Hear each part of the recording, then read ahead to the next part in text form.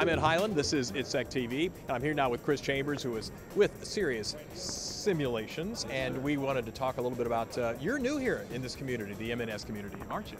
Absolutely. I think we're one of the newest members to the modeling and simulation community.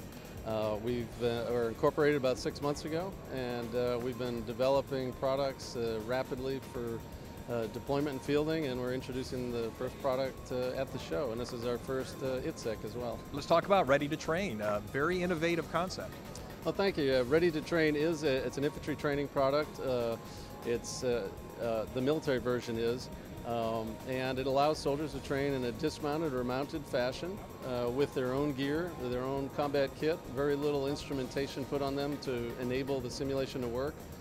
And we have a unique helmet-mounted display that gives the trainee in the simulation peripheral vision, and that allows them to have better situational awareness and a better concept of the battlefield and potential threats and that sort of thing. I mean, you have more realistic training. Kind of sum it up in your mantra, if you will, what you can't see in training could kill you in combat. Absolutely, yeah. For the HMD, the helmet-mounted display, that kind of boils it down to a nutshell. If you're not seeing potential threats in training, then you may not be looking, scanning, be aware of those threats in combat. So we want the visualization in our simulation to be as close to reality as possible. Visualization in some other forms is often, I'll say, with blinders on. It's a very straightforward sort of thing. What kind of range do you have? Yeah, we're over double the rest of the industry.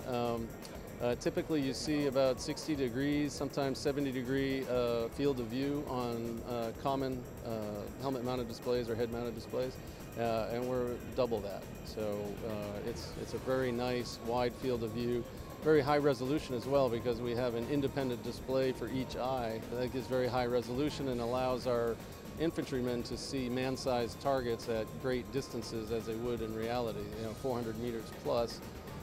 Conventional displays can't do that because often those man-sized targets go sub-pixel in a virtual distance that is very great. So we have to have the high definition and high resolution for an adequate infantry simulation. Well, it's great to see a new company, certainly, and also a great new product with the rollout of Ready to Train. Oh, thank you so much. We enjoyed being here. Chris Chambers, thank you so much for joining us here on ITSEC TV. Absolutely.